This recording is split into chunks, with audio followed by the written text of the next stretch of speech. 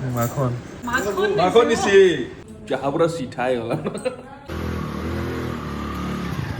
आज हूँ मोर शाशुघर गाँव में आउ गोटे नुआ सखाल बढ़िया खरा टिके पड़ू थाए सखालू दुही हाथे दुई गड़ू पाइन धरिक आसली माँ वृंदावती करने पहला फूल गुटे चढ़ी देली तार परे तुलसी चौरा रे पाइन गड़े देली। आमर घरे कहसन तुलसी चौरा रे पाइन देले मन शांत रहसी आउ घरर वातावरण भी शुद्धि हो जासी। तार परे सूर्य को फूल गुटे देकरी पाइन अर्पण कली। एतकी बेलके बापा बारियाडे बसी करी खरा तापुथिले आउ आमके बतौथिले जे सूर्य को पाइन देले काଣା काଣା हेसी आ पाइन देला बेले केन मंत्र पढ़ा जायसी। तो सखालर आरंभटा बहुत पॉजिटिव वे रे हैला हेले सखाले घरे आउ काଣା काଣା चलीथिला तार भी गुटे झलक देखौछे।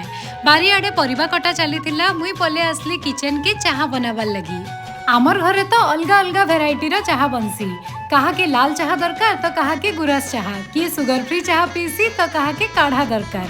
तो मुई अदा छेची करी मसला चाहा बनीथिली और काच ग्लास रे छानी आनली। सभे मिसी करी दादा के गुटे चैलेंज दिलु चाहा संगे मीठा खाबार लगी और सद के सद चाहा रे मीठा बुड़ई करी से खाई देले। मुई तो देखी करी काबा हे गली केनता लागिथिबा बोली चाहा पुरा सिठा ହେଇଗଲା।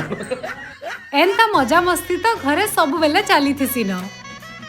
ମାଖନ ମାଖନ ସି କାଣା ଏଠି ମାଖନ ନେ ଦେ କୋଣ କୋଣ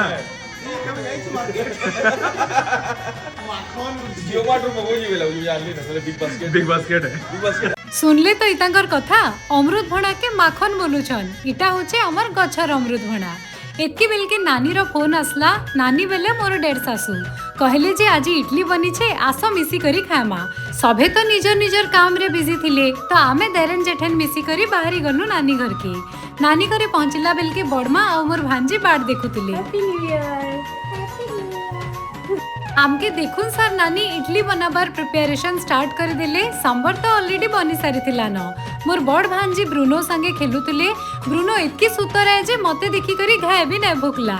एतकी भितरे तो इडली भी बनी आसीथिला न जेंता कवर खुली दीछन पूरा गरम गरम धुआं बाहरी गला। सिदिने गरम इडली खाबार भी अलगा मजा अच्छे सेटा भी फैमिली संगे मिसी करी। जीजू राडे जाही कैमरा बुलाई दीछे जीजू तो पूरा स्टेचू ही गले कंफ्यूज ही गले जे मुई फोटो उठौछे कि वीडियो बनौछे। खाई साला परे कॉफी टिके टिके पीलु। मोर भांजी के तो नाचबार लगी खाली मौका दरकार। किछि टाइम नानी घरे रही करी फिर बाहरी आलु आमर घर के।